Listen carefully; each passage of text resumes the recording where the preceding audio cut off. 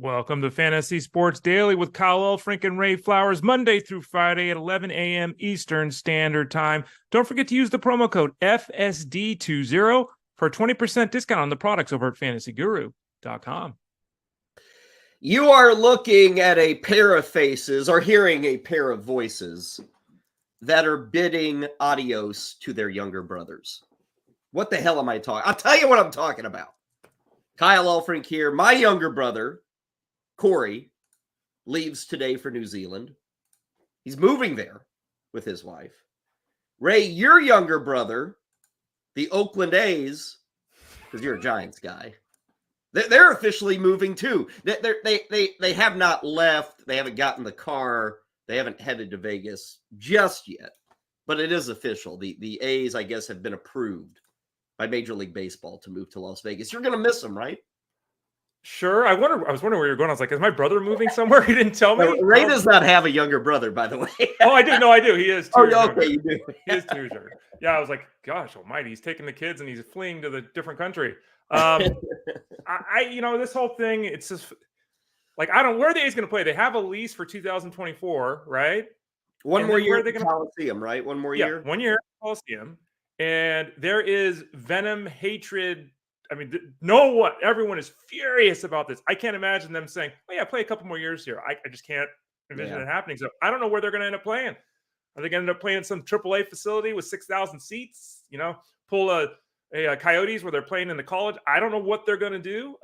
It's a sad day for the Bay Area. There's still people talking about litigation. Like, it's become a whole big mess because I think basically the ownership did a money grab. Major League Baseball 30-0 voted for the move.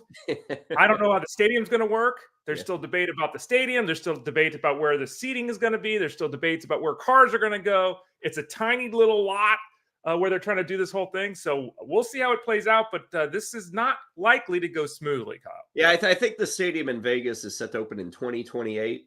So to follow up your point, that would be 3 seasons where the A's wouldn't have an official home. Now, you noted college, UNLV's there. There is a AAA team in Las Vegas. I know Sacramento has been mentioned a bit, how far is Sacramento from Oakland? A couple hours? From Oakland, it's probably about 55, 60 miles. Oh, so it's not too bad. So you could still maybe fool a couple of A's fans. I mean, like the Sacramento Kings went there and people followed it for a little, 75 miles, whatever it might be. Yeah. And the other holdup could be, because I saw this morning when reading about the approval, when baseball says, okay, you can go, okay, you think it's done, it's signed, sealed, and delivered. There is a push in Nevada to, because the legislator gave like $400 million to the A's to help build their stadium, to help them move. There is a push by the public at large, or at least some organization, to put that approval up on the ballot next November. So, the legislature said, hey, here's $400 million. But they're trying to get it to where the citizens, Ray, have to sign off on the $400 million. And honestly, if they don't get the $400 million, they're probably still moving. It just delays the move. It becomes another hurdle. And, they were saying there's a lot been made of the fact, obviously, that the last Major League Baseball team to move ever, is the Montreal Expos, right? So there haven't been a lot of this. I don't remember that directly because obviously I'm living 30 miles away from where the A's play, but it's such a mess.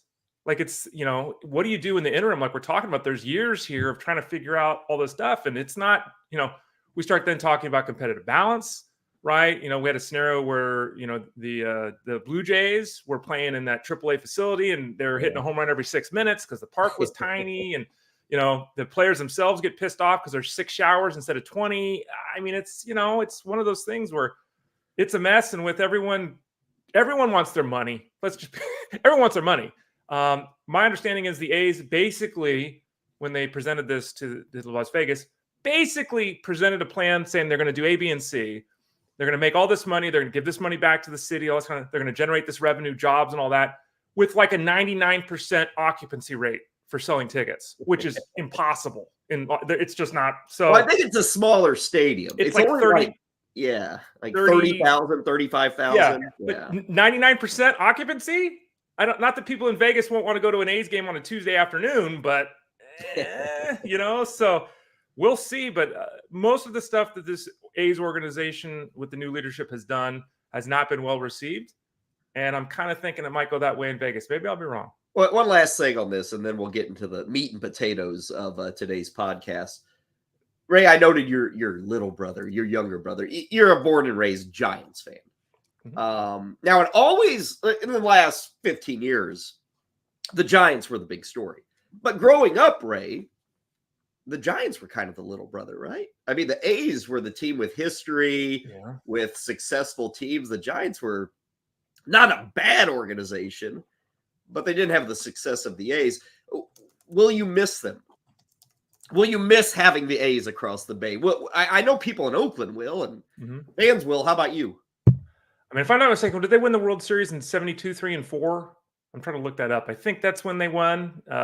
And I was born in 73, so it was right at the start of my life. When I was a kid in the 70s, the Giants were a joke, like you said. Like, they didn't get it. I've told the story here. The 49ers couldn't sell tickets. They gave my grandfather season tickets for winning a local golf tournament. Like, it's not even the Niners could draw fans. They were terrible then, too. Because I'm born and raised as a Giants fan, I've probably gone to 15 A's games in my life. Like, I just haven't, they're not my thing. So will I miss them?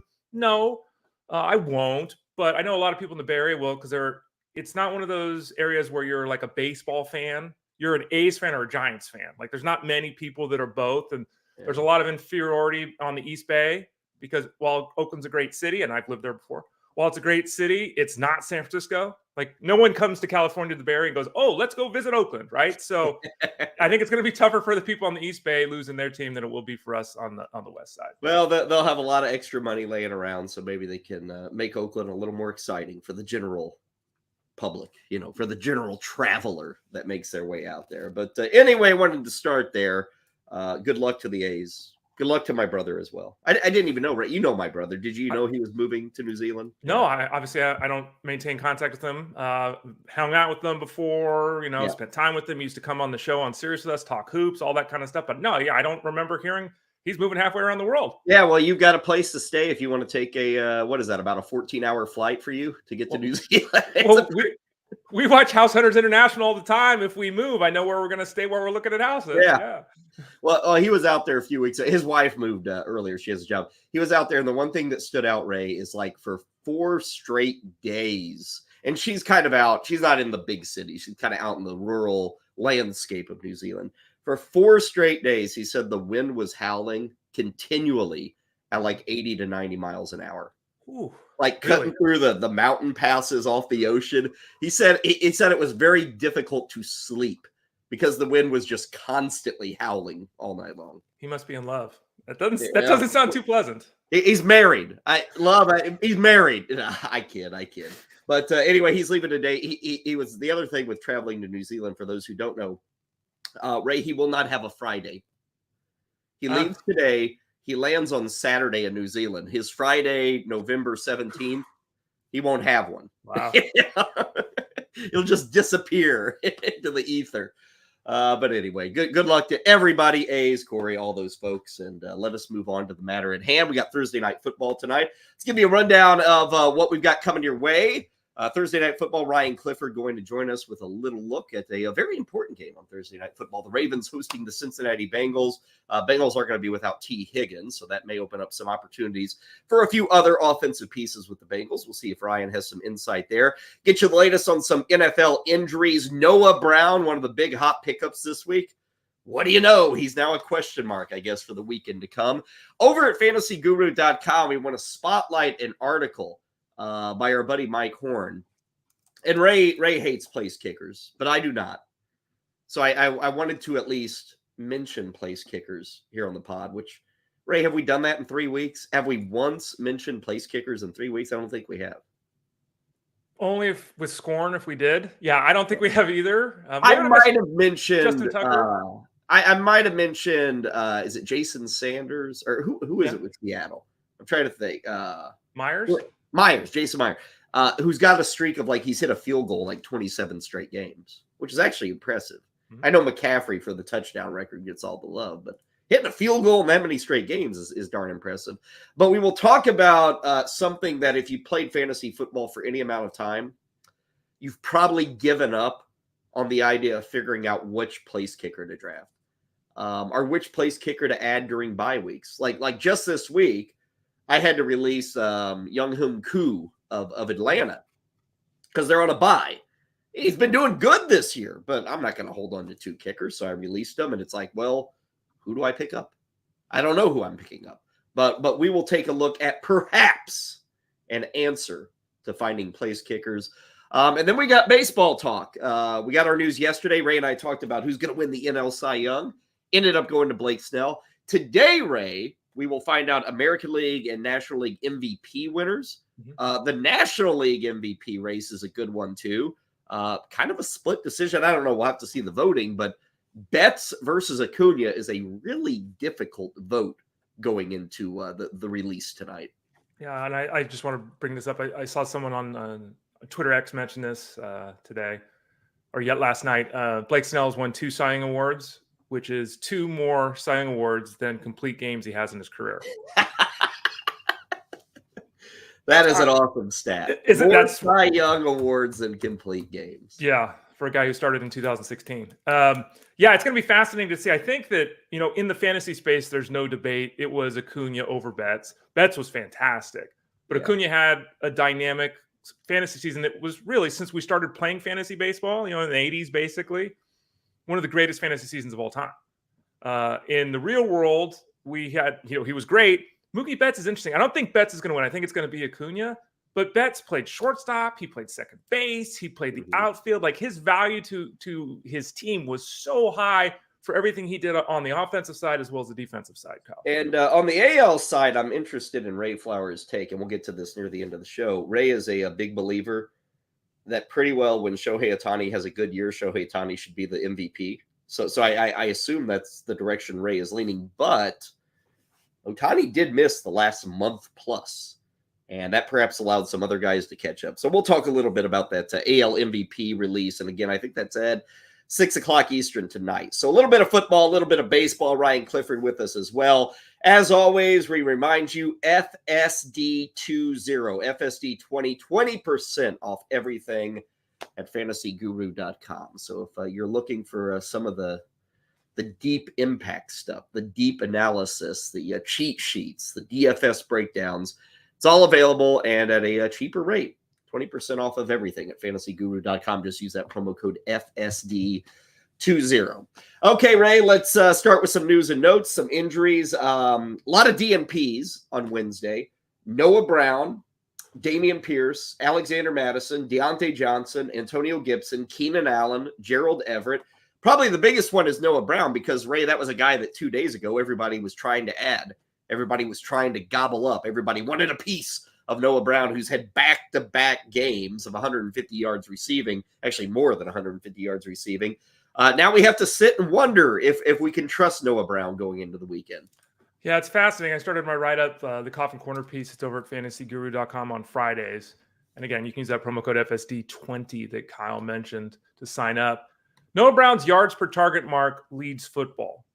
If you add the yards per target mark up of Tank Dell and Garrett Wilson, you get the same mark as Noah Brown. Like, that's how insane he has been here. 21 receptions for 439 yards on only 28 targets. He's been fantastic the last couple of weeks in particular with Nico Collins dealing with some physical things. Brown has been added, right? It's Thursday morning and the waivers have run. Now the question is, how much of an issue is this? Is he going to miss snaps? Is he going to miss the game?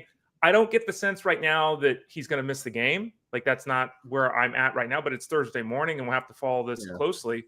It will be fascinating to see because I think everyone that adds him, you know how this goes, Kyle, no one adds him to not start him, right? If Noah Brown's active, everyone's playing him. And it's like, well, if Nico Collins is back and we're talking about a guy who's getting 6 or 7 targets without Nico Collins, does he get 5? So I think we have him listed as a low-end wide receiver 3, high-end wide receiver 4 this week in the early rankings at fantasyguru.com. And I want to disagree with it, but I really can't. Well, and you bring up the idea of when you add a guy, you want to use a guy, and you're totally right. Everybody spends money and that's just like the brand new toy. You want to play with it. You want to send it out there. Those 2 running backs that are still injured, Damian Pierce still missing practice, and Alexander Mattison, DMP concussion protocol. Both those guys, I would say, Ray, and again, we're 2-3 days out, but I would kind of lean towards saying they'll miss the game this week. which brings up two guys that people were adding this week, and they're going to want to start them this week. Devin Singletary with the Texans, who's had one good game this year, like literally one usable game. The other games have been dog crap for Devin Singletary, but last week was really good. He exploded, in fact. So people got him. They want to use him. And Ty Chandler, who got more work last week than we've seen all season long. Both these guys are, you see them explode, if you will, in week 10, Ray, and you kind of wonder, 1 week wonder or what? But I think both guys probably start again this weekend. What do you see as the outlook for both guys this weekend in terms of the fantasy production? Yeah, it's a great and important question. And I think that as we sit here right now, both Chandler and Singletary, I agree with you. Mattison and Pierce, I'm not expecting to play at this time. Maybe that changes. That's where I'm at right now. So it would be Singletary and Chandler. If someone's asking me a question today, it's better to ask later in the week. But if you're asking me today, those would be the two guys I would go with.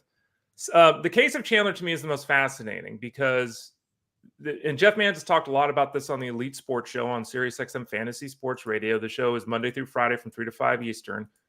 The Vikings on the surface have not been effective running the football. I think a lot of that has to do with Alexander Mattison, to be fair. And then they went to Cam Akers, who we've talked about too. Like, those two guys have one combined rushing touchdown. Like, come on, man. Offense is different now. They've got Dobbs versus Cousins. We're still unclear if they're getting Jefferson back this week. So there's a lot of moving parts here. But what we do know is the offensive line, according to Jeff's model, does grade out much better with the Vikings than the performance has been there to date. Okay, so they should be more effective running the ball. The offensive line is not doing poorly. The addition of Dobbs does cause the defense to have to account for things differently, right? We'll be looking at a more balanced attack. We've talked about it. We're not throwing 40 passes like with Cousins. We want to throw 30 passes with Josh D. And you look at the matchup with Denver, and this is skewed a little bit because of the game where they got, torched for 70 points. 70 points will do that, yeah. It will. Yes, it will. But they still allow the most points to the running back in a half-point PPR setup per game. They've allowed 4 receiving scores to the running back, which is the second most in football. And they've allowed 5.8 yards per carry, which is a full yard more than any other team. So I'm slightly more excited about Tyson Chandler than I am about Devin Singletary. I think both of them are on the flex RB2 border this week. Yeah, I don't think Singletary is all that good. I'm kind of a little more in on Chandler. But Ray, you know where I'm going. It's quantity, and both these guys should have it. As long as Pierce and Mattison are out, both these guys are looking at double-digit carries. Yep. They just are, and that's hard to deny in Week 11 of the NFL season because everybody else is scrambling for running backs. And if you pick these guys up, you're probably someone who is scrambling to find bodies to put into your RB spot on your fantasy team. So I think for a vast majority of the Singletary and Chandler owners, it's not that I love their matchup or I think these guys are world beaters or like all pro level players. They're not, but opportunity, that chance to get double-digit touches should be there for both of them. Other injuries we're dealing with, Chicago. They were in Detroit this week. Justin Fields pretty well set to play, but the backfield's an issue. Donta Foreman with an ankle. Khalil Herbert, I guess we got a shin injury now. Remember, he'd missed 4 or 5 weeks with a high ankle sprain. So both these guys are question marks. Devin Achane is ready to practice. He's limited. We don't know if he's going to be activated for Week 11. How about Christian Watson, who's been one of the bigger disappointments this year, Ray? We now have a shoulder injury, which means we've had shoulder, chest, back, hamstring, and knee. What else is there with Christian Watson? We got finger, thumb. That's crazy. 5 different injuries 11 weeks into the season. I think last week in my breakdown, just went up over at fantasyguru.com, my matchup article. It's usually like 14,000 words, graphs, charts, all that kind of stuff. I think last week for the injury, I always note the injuries. I think last week I just put body. Like I didn't even specify because it's like, this is just something. It's fascinating to see. And you want to be diverse on offense, but there's a limit to that. And I don't know if this is Jordan Love. I don't know if this is the coaching staff. I don't know if this is just the disarray the offense is in with the Packers. But the last 4 games, listen to the target totals the last 4 games. Watson, 22. Romeo Dobbs, 22. Aaron Jones, 22. Jaden Reed, 19. Luke Musgrove, 16. Like, there's no alpha here. And you don't have to have an alpha to win. Okay, you don't. but you also don't want to have your 2 starting wide receivers, your starting tight end, and your starting running back all getting the same amount of looks. Like, you really want to establish somebody. And I think part of the problem has been the fact that Christian Watson can't stay healthy. Yeah. And he's beat up all the time. And let's be very clear about this. Christian Watson, who went bananas for 4 games last season, has 1 touchdown in 10 games. 1. He has done nothing. He has been a suck-ass fantasy option way longer than he's been a great fantasy option in his young career. Now, there's a lot going on, injuries, quarterback play, coach, all this stuff. Okay, I get it. But the fact of the matter is he's barely rosterable. He's nowhere near startable. He's barely rosterable. He's done nothing, basically, besides those 4 games. The suck-ass description, Ray? I thought that was only reserved for, like, Latavius Murray. But no. And Josh Gordon. Well, Josh Gordon, I mean, he's the eternal suck-assery, there. Now, Christian Watson, suck-ass. You heard it from Ray Flowers. A couple of other things. Let's see. Arizona claiming Michael Carter off waivers. Why the heck not? He was released by the Jets earlier in the week. How about Cleveland? We talked a lot about this yesterday, Ray, and I was working under the assumption P.J. Walker would be the QB. How wrong I was. The rookie, Dorian Thompson-Robinson, will be the starting QB. I'll say this right now. He may get the start in week 11. Ray, if we've got, what do we got? 7 games left, I guess, for the Browns. They may have 4 starts for Walker and 3 starts for Thompson-Robinson. This is, if they're willing to turn to Dorian Thompson-Robinson, who we have seen this year, and it was one of the more terrible QB performances we've seen. It's kind of in that Tommy DeVito world from that game against the Jets. This could get really ugly for the Browns. If they're that unwilling to go to Walker, who on the surface, Ray, it just appears he's the better bet. But instead, they're going to go with the rookie, the 5th-round pick, I think, out of UCLA. And I guess they'll give him a shot here for the next week or 2. I mean, this is bad. And I would say this. The Browns are probably really upset that the Rams signed Carson Wentz. We assumed it was Walker yesterday. I think everyone did. I didn't see a single report in the morning yesterday when we were talking about the injury to Watson that didn't suggest that P.J. Walker would be the guy taking over. They went with DTR. I think that what we have seen from both guys this season, and again, very limited work, but what we've seen from both these guys this season is I'm quarterback 30, 31, or 32. They're not good. And there's athleticism with DTR, and, maybe he has, maybe he surprises us and he throws for 175 yards and runs for 60 and a touchdown. You know what I mean? These things are possible. But he did not look remotely ready in that start that he made earlier this season against the Ravens. Difficult matchup. Okay. But he didn't look ready. The offense is going to change dramatically. PJ Walker is not very good. The offense is in disarray, and they're going to have to lean on Hunt, on Ford, and Pierre Strong as well, because their offense is not likely to work through the air. Yeah, we said it yesterday, and we'll reiterate it today. Ford and Hunt, they're starters.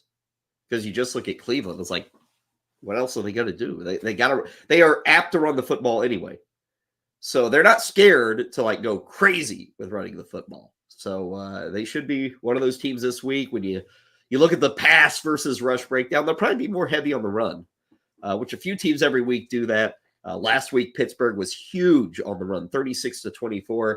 Could be very similar for the Cleveland Browns. And what do you know? Both those teams meet coming up on Sunday. One other bit of news, KJ Osborne is back for the Vikings. He was on the field. He's been dealing with concussion, but returned to practice. And Frank Reich, head coach for the Carolina Panthers. Ray, he has reassumed the offensive play calling duties. Remember, he gave them up a couple of weeks ago. Mm-hmm. They got to try a new voice. Who was it? The offensive coordinator, Thomas Brown. So Reich said, okay, you take it. You see what you can do with this. Thomas Brown running the offense, Ray, 30 drives, 2 touchdowns. So Frank Reich says, okay, there's your opportunity, back to me. Well, and is this going to make a difference? But when you don't give your head coach a reason to allow you to continue doing it, you understand why the decision was made. It's rough though. It's like what do you get? 3 games, 2 games? Yeah. Difficult. And let's be fair. Bryce Young is not really ready either. but you know how this goes, just like with the Bills. You got to blame somebody. You don't blame the guy you're expecting to lead your franchise. Carolina this week is who are they up against? Carolina. Oh, there they are. Dallas. They're home against Dallas. I think the Panthers, not the win, but they can actually cover the spread. It's about 10.5 right now. I think the Panthers may surprise us a bit on Sunday. The week begins, week 11 later tonight. Big one in the AFC North. The Bengals are on the road in Baltimore. We're about 5 minutes away from checking in with our man Ryan Clifford to get a DFS preview. Before that, Ray, obviously when you think of the Ravens, you think of Justin Tucker. Like he's their number one scorer. He's a stud. Even for the Bengals, Evan McPherson. Ray, this leads to talking about place kickers. Mm-hmm. And we're not going to spend don't turn us off, people. Don't put the earmuffs on. Only a few minutes here. But I want to point people in the direction of Mike Horn, column over at fantasyguru.com. I think it's available to subscribers. Mm-hmm. So again, FSD 20% off. And this is going to be a column you want to dig up. But in effect, Ray, for years now, decades, how do I choose a place kicker? And I have put very little thought into this, Ray. For me, my thought is this. Like when we're drafting in August, give me a guy who's on a good offense. It helps if he kicks in a dome. And I'd love a late bye week. That's it. That's the strategy. I don't even know if it's worked. I haven't even looked, Ray. But Mike Horn has a slightly different strategy, and he actually decided to see if it works. His strategy is find a kicker who is on a team with a good defense and who is on a team that likes to run the football. Mm-hmm. And I guess the argument is games are closer if you have those two qualities going for your team. Points are, you're more desperate for points, so you're willing to settle for 3 points in a close game because, you don't need the touchdown to win. You need the 3 points to win. And so he put this into practice, and he looked at like 7 or 8 years of numbers, Ray, and he didn't say, hey, my theory is 100% correct. But according to the column, and people can read it, he feels pretty good about the theory. He felt about 75 to 80% correct on his theory. What do you think of Mike Horton's theory there to go for kickers who kick for a good defense and to go for kickers who are on a team that likes to run the football? And I'll also say this. We have the all-in football package over at fantasyguru.com, meaning from here through the Super Bowl, the whole way through the Super Bowl, you get all our football coverage for seasonal and for DFS. So both, all the way through the Super Bowl. That's $99.99 right now. So if you want to read Mike Horn's article, if you want to get advice, like Ryan Clifford's going to come up and talk Thursday Night Football, that's included. The all-in NFL package through the Super Bowl, it's $99.99, seasonal and DFS. I think that Mike Horn does great work. Just straight up, he does great work. And, he's kind of, he's our assassin, right? He kind of lays in the weeds. He does this work behind the scenes and boom, he drops something on you. And I love the fact that and you read his articles and you're impressed about the math and all the, he's clearly diving into this. And he'll do other positions, but he does kickers, which I really appreciate. And it's counterintuitive, right? Like you should be carving out a niche is yeah. Because your advice, your 3-point advice of how you pick a kicker, that's probably as deep as anyone goes. People probably may only use 2 of those or 1 of those, right? But Mike dives in, and in theory, it makes sense, right? Because your offense moves the ball, but it's not touchdown producing, and you just think about Ravens, like we all think Justin Tucker. Just think how the Ravens play. They're winning games 21-17, and it's always close in the fourth. So the theory makes sense, and it's great to see him go through all the data here, like you said, over years, and he's got charts and graphs and all this kind of stuff, and basically coming to the conclusion that the general theory is more right than not. Mm-hmm. He found a better correlation if the kicker's with a defense that's really positive. Now, there is correlation with the offenses that run and run and run, but a better correlation if you get a kicker from a team with a good defense. And I will add, I feel like, Ray, if you want to embrace this strategy, again, we invite everybody to check out the column. You can decide for yourself, but it's almost like an in-season strategy. When you get to those bye weeks, or if your kicker gets injured and you look, because, Ray, we always go to the waiver wire, and nobody's carrying, I hope not, more than 1 kicker. So every week, you see teams with more than Someone told me they held Butker through the bye week. I was like, eesh. I got Butker off the waiver wire this week because somebody dumped him last week. Right. So, Ray, anytime you go to the waiver wire, you're probably looking at least 16 kickers. Like half the league is available every time you go to the waiver wire. So this may help a bit. And specific to this year, the best spots for place kickers. What do we got? Baltimore, surprise, surprise. Cleveland, and San Francisco. Those 3 teams fit the best in terms of good defense and running. I looked at Yahoo as the numbers I had available, right? Like Jake Moody of the 49ers, he's only 32% owned. You know, some other names on this list, Brandon McManus of Jacksonville, they're in a good situation too with that combo defense and running, 43% owned. Blake Group of New Orleans, 13%. Let's see. Oh, Anders Carlson. Now, I'm probably saying that name and people, he's the kicker for the Packers. He's 1% owned. Matt Amendola of Houston, 6%. Like all these teams, if you follow Mike Horn's reasoning, are kind of like the place to be for kickers. And those guys are free right now. So for those who are, you know, you don't have Coup this week or whoever the heck it is, maybe look at those guys and see if they're available. Yeah. And number one, I'll say this too. I haven't said it. Number one, we shouldn't use kickers in fantasy. Yes, we should. No, we shouldn't. Yes, Number two, Ray's wrong. NFL teams shouldn't use kickers. Number two, because we have all these huge athletes running around, and then the soccer player determines who wins the game. But number three, a lot of leagues still do. I think the majority of leagues probably still use kicker and defense, to be honest, right? Yeah. So, you know, and it sounds dumb, but people make moves all the time, especially on the trade market, to gain like 2 points. Like there's a 6-person trade, and in the end, they gain 2 points at wide receiver. It's like, okay, you went through a lot to do that. In the kicker spot, you can gain 2 points a week. Yeah. You really can. You might be able to gain more. So I know that reading these articles from Mike Horn or thinking about this, no one does it. But really, if you're grinding out and trying to get a victory, this is an area that most people overlook. And at fantasyguru.com, we don't. And it can really help you.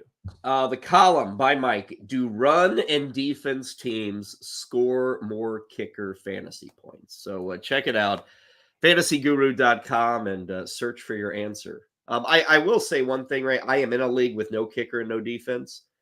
One thing I truly dislike about it, and I think you're in this same league. It's one of our Sirius XM host leagues. One thing I really dislike about it, Ray, is that a 14-teamer, 12-teamer that we're in? 14, yeah. There is nobody on the waiver wire because the roster is still the same size. But people don't have to save a spot for a kicker or a defense. And so they're just loading up on random receivers and running backs, and there's literally nobody at the skill positions available. I never thought of it that way, Ray, but when you eliminate the kicker and defensive positions, I feel you're also eliminating the waiver wire selections. Like it's dead because everybody gets an extra kick or extra receiver or 2 extra running backs because they don't have to carry that defense or kicker anymore. Now, you would like to think that people are smart in grabbing players. Like I have Ty Chandler everywhere because I said, look, Mattison's not getting it done. Cam Akers got hurt. So I know that some people have Ty Chandler in setups like that because they needed a running back and they had an open spot. So you'd like to think people do it because there's a plan. Sometimes there's not. But I think it's also like we deal with in baseball all the time. There's leagues that have IL spots, right? And some have 3, some have 5, some have unlimited. And I'm in these 14, 15 team leagues. Well, we have unlimited IL spots. There's no one on the waiver wire. Instead of having 30 players on your roster, you end up with 39 because of all the injuries. And then there's no one. So there is a balancing act, and people need to decide, how they want to run it. But your point is a valid one on the surface. And I'm not saying that's a reason you should have kick, but I'm just saying there are negatives to any strategy. Yeah. It's not always positive. And that's one that, again, not having been in many of those leagues, I've really noticed in a league with no kicker and no defense required that it does make a difference on that waiver wire. Okay, let's move ahead and stay at fantasyguru.com. On this Thursday, you can expect probably in the next hour or two, Ryan Clifford's column to go up, taking a look at Thursday night football for the first time in a while. We got a game that I think everybody's going to watch. Even my wife is going to be forced to watch a little bit of this. That's the plan. We'll see if that holds up. Baltimore hosting Cincinnati. Big game. We've got big talents as well on both sides of the football. And our big talent when it comes to DFS showdowns, Ryan Clifford is with us here on FSD.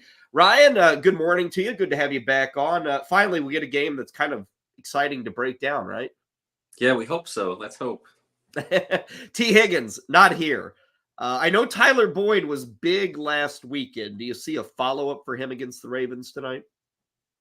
Yeah, I think so. I think Tyler Boyd is he was on the field, I think 90% of the offensive snaps last week. So certainly want to look at Boyd, Chase for sure. And then Trent Irwin is a guy for showdown purposes. Kind of he likes to make big plays. We saw it last year. He wasn't on the field much, but when he was always getting those big receptions downfield. So Trent Irwin's another guy to look at that's going to be super low owned, cheap. Yeah. There's a lot that's made of Ryan trains during the DFS play where the optimizers spit out lineups and everyone kind of has that, and you kind of try to diversify. On a showdown slate, it's hard to diversify, right? Because there's only two teams we're looking at. Is a guy like Irwin, so your expectation is a guy like Irwin isn't going to be one of the hot button players everyone tries to stuff in there? You think he's still, because of all the talent elsewhere, especially at the wide receiver position, he's not going to be highly owned tonight? I don't think he'll be highly owned because we've got guys like Keaton Mitchell on the slate. That's pretty low priced, and I think he's going to be extremely popular tonight. We've got, let's see, Tyler Boyd's at 6,800 over at DraftKings and Zay Flowers at 7,600. If you had to make a decision between one of those two guys, who do you favor? Does the $800 in salary make a difference to you and tilt you toward Boyd, or would you feel more comfortable with Zay Flowers? I like Flowers just because I don't like this matchup for the Bengals. The Ravens got a tough defense, kind of fell apart last week against the Browns, but in general, they've had a pretty good defense. They're top 10 in both pass and run defense this year. So I think I lean towards Flowers kind of as the wide receiver one, A, and Boyd being the two, and then, matchup based. I think it would lean towards Flowers for sure. Back to that Keaton Mitchell thing that you brought up, $5,600 and all the hype we've seen over the last couple of weeks, big plays. Gus Edwards is 7,000. I mean, Mitchell is going to be all over lineups tonight. Does Gus Edwards, is he worth saying, I'll be different there, I'll pass on Mitchell and go Gus Edwards? Or do you say, hey, that's not the place to be different, maybe embrace the idea of Mitchell at 5,600? No, I like that play a lot. I like pivoting to Edwards because he's higher priced. He's going to be much lower owned. He's still going to get the goal line work. John Harbaugh came out and said Mitchell will be more involved in the offense. Well, Gus Edwards still had twice as many snaps as Mitchell did last week. So until we see, Mitchell just doesn't really have the build to be that feature back. So I still think this is Edwards' backfield as far as getting a majority of the snaps and rushes, and especially that goal line work. So I do like that Edwards over Mitchell for sure. Talking Thursday Night Football with Ryan Clifford. You look at the slate here. We've got Jamar Chase at 11,000, Lamar Jackson at 10,800, Joe Burrow at 10,000, and there's Joe Mixon at 9,600. Mixon does have the build of a lead back. Mixon does get all the snaps. Mixon does get all the touches, but really hasn't done a hell of a lot this year. And this is not an easy matchup going up against the Ravens. How do you view Mixon tonight? Again, he's fourth on the slate in terms of price as well.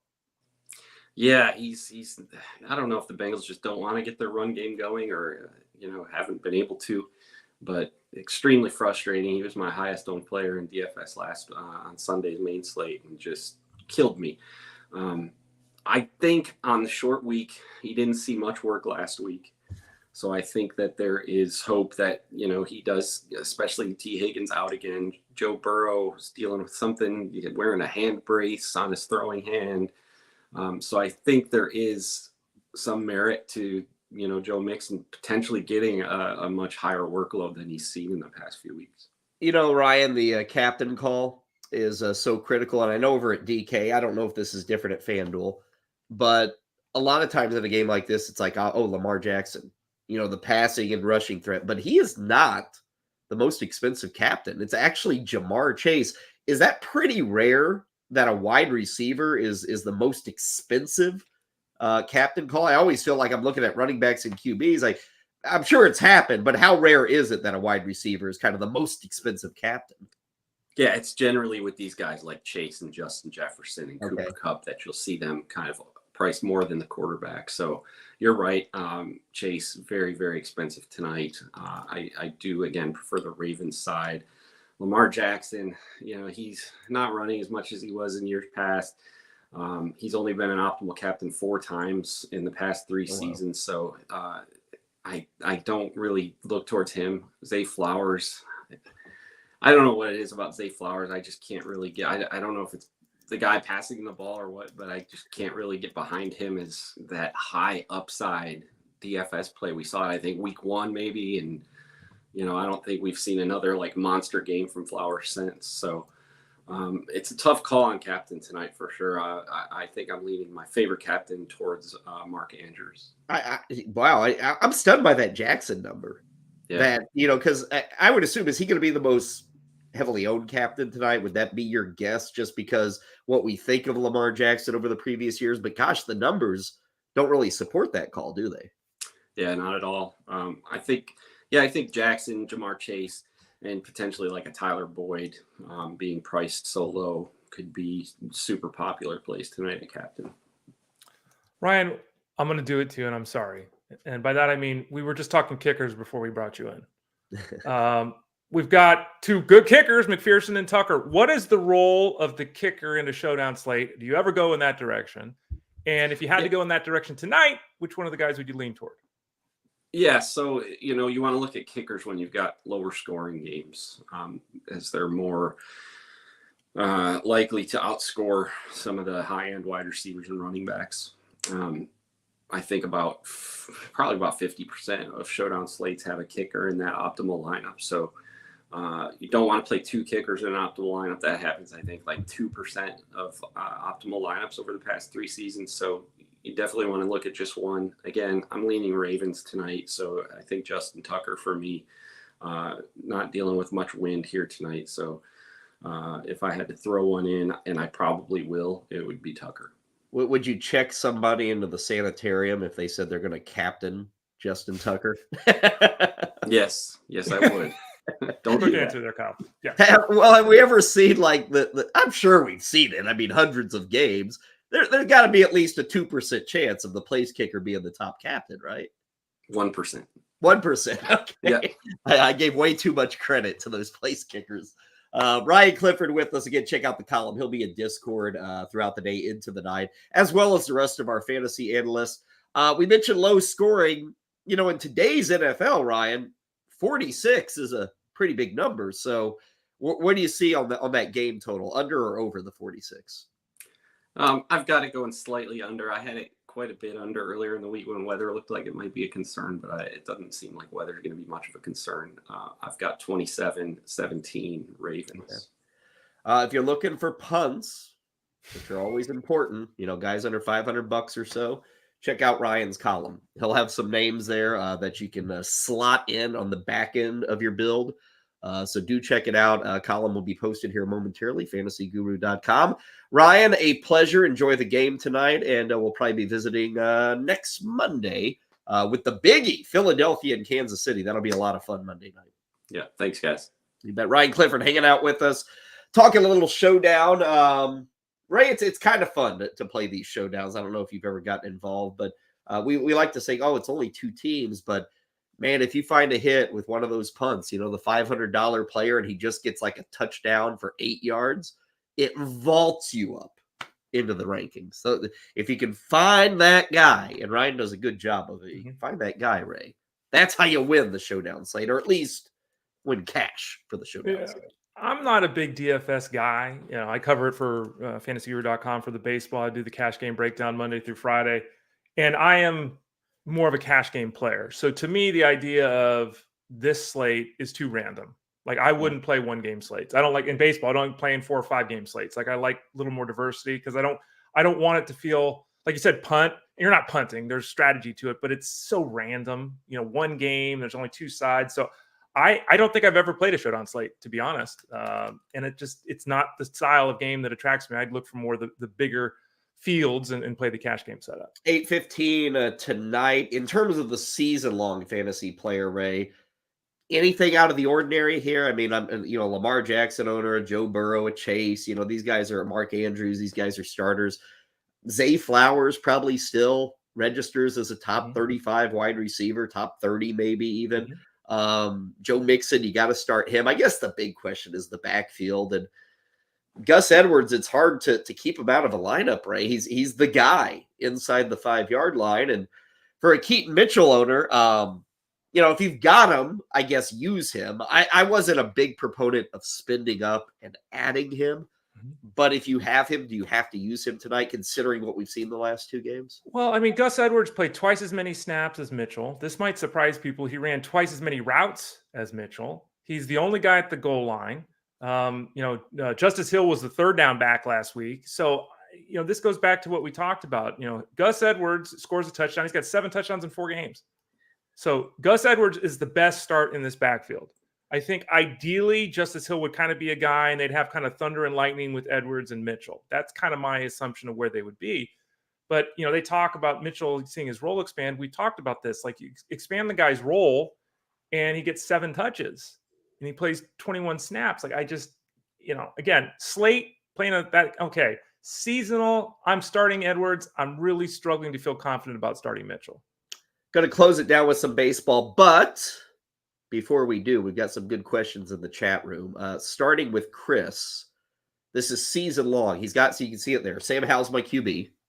Ridley's my wide receiver 3. Tonight is the trading deadline.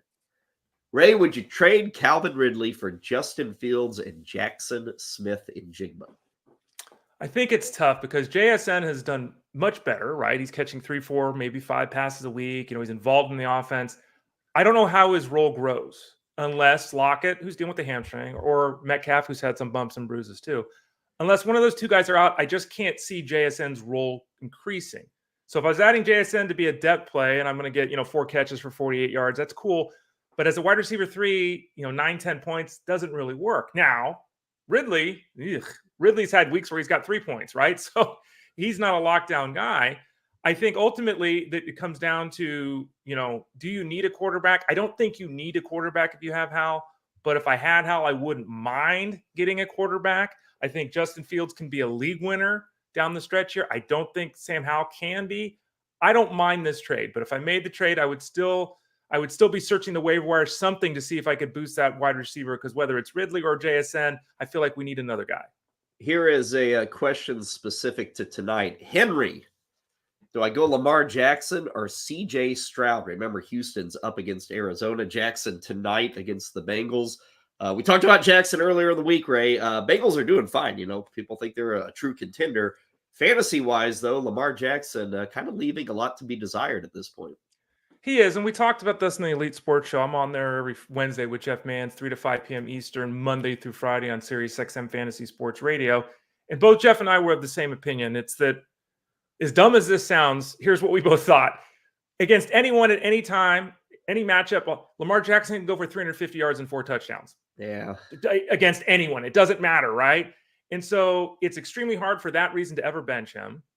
It's extremely hard to say to yourself, you drafted Lamar Jackson, but now I'm not going to play him. This is the Lamar Jackson experience. This has been the Lamar Jackson experience since his first start in the NFL.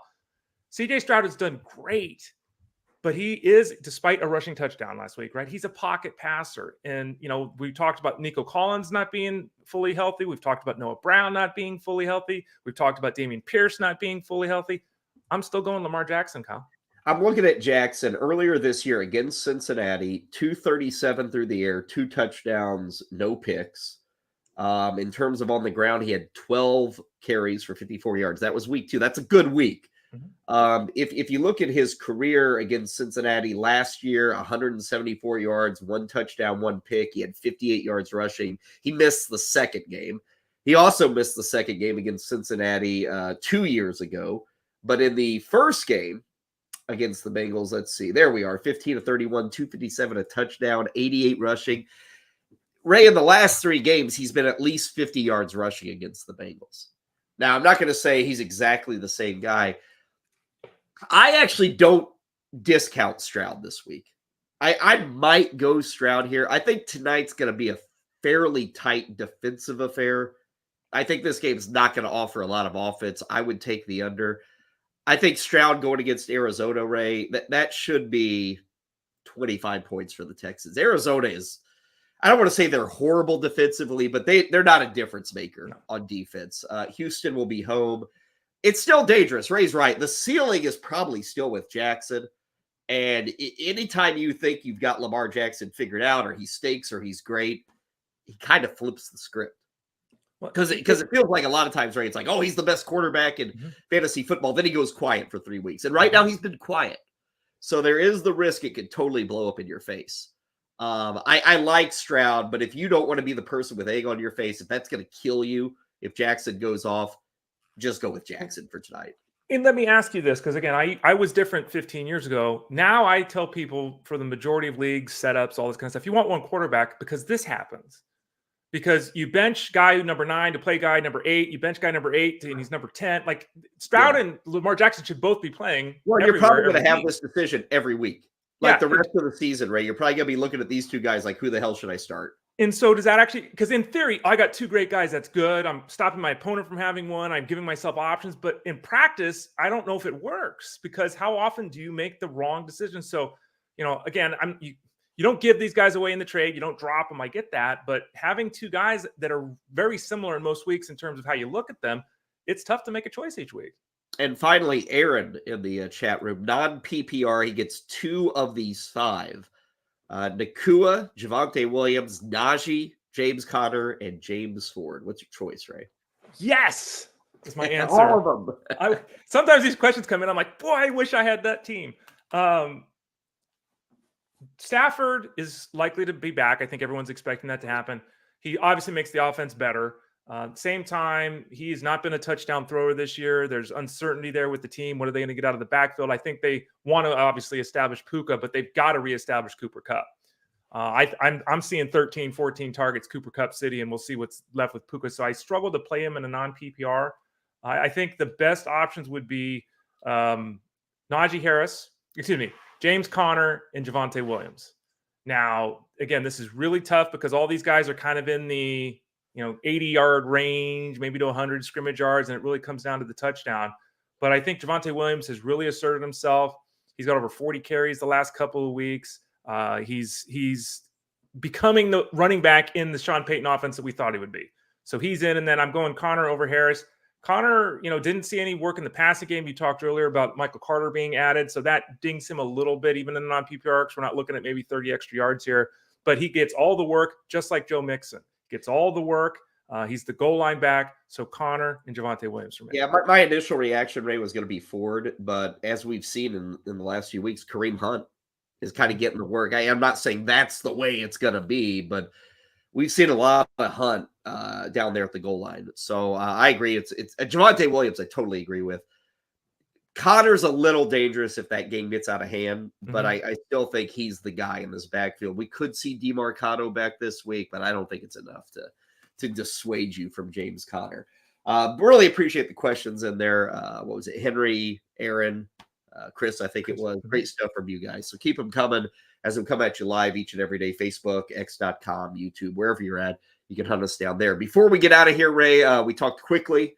Major League Baseball, AL MVP, NL MVP. I don't like this, but baseball now gives us finalists. Finalists in the AL, Ray. Ohtani, Seager, and Semien. Seager missed a month, maybe 6 weeks, but was really good. Semien played every single day, had a super year. Ohtani missed the last month plus. Ray, I'm still going Ohtani. Is that where you land even with the missed time down the stretch? Yeah, and you said it at the start of the show today. I mean, I don't know how, honestly, you make an argument that when a guy's an all-star caliber hitter and an all-star caliber pitcher, that he's not the MVP. He is the greatest baseball player we've ever seen, probably the greatest baseball player who's ever lived. That's just the facts. And, it's remarkable. He's doing all these amazing things. And to your point, he didn't play a whole month. And he's still at the leaderboard on everything offensively and all that. I think it's Ohtani. I think the bigger question probably is who's number 2, because Seager was fantastic. But like you said, Semien played every day. He was there every day. Simeon's my guy. Yeah, it's really tough. And that's one thing. Semien, listen to this. 159, 162, 162, 161, 162. He is the Iron Man of baseball right now, and that does stand for an awful lot. Yeah, he had great totals. I mean, he drove in 100 runs as a leadoff hitter. Yeah. And that speaks a lot to that Rangers offense, but hugely impressive there. In the NL, we talked about it a bit. It's Acuna or Betts. Freeman is on this list, and you kind of feel awful just discounting him because he was Freddie Freeman again. Ray, I'm an Acuna guy. And hey, if somebody wanted to argue bets, I get it. Most valuable player, this guy bounced all around the diamond for a team that was beat up, and that's worth something. But Acuna, that's a true superstar. And honestly, Ray, I fear Acuna as much as anybody in baseball when he's standing at the plate. The guy just crushes the ball, and he's exciting. The stolen bases, it's got to be Acuna for me. Yeah, and you look at Betts, 107 games in right field, 70 games at second base, 16 games at shortstop. Wow. For a really good team. This is not for, the second division team that won 72 games. This is for a really good team. And he was excellent. 987 OPS is tremendous. There was a time where he was stealing, 25, 30 bases. He's now about half that. So I think in comparison to Acuna, it makes it really difficult to get super excited about him. But again, I'm not going to disagree and say it shouldn't be Acuna. Let's go Acuna. Yeah. But it should be close. There shouldn't be 28 votes for Acuna and 2 for Betts. It should be close. We'll find out tonight, 6 o'clock Eastern. I think MLB Network will announce it live. We'll talk about it a bit tomorrow. Also tomorrow, recap of everything going down between the Bengals and the Ravens. We'll get you set for the remainder of Week 11 in the NFL, and we will talk some college football going into another big Saturday in that sport. Of course, we break down the DFS side of all things college football. So we'll do that tomorrow on the show, 11 a.m. Eastern for the live viewing and listening. Other than that, you can always download us at your leisure and listen to us at your leisure wherever you find your podcast, I think is how they say it. Ray, good stuff today. Appreciate it as always. Enjoy the game tonight, and we'll get back together on Friday, okay? Sounds like a plan, Cal. That'll do it for us. We hope you enjoyed it. Fantasy Sports Daily, powered by fantasyguru.com.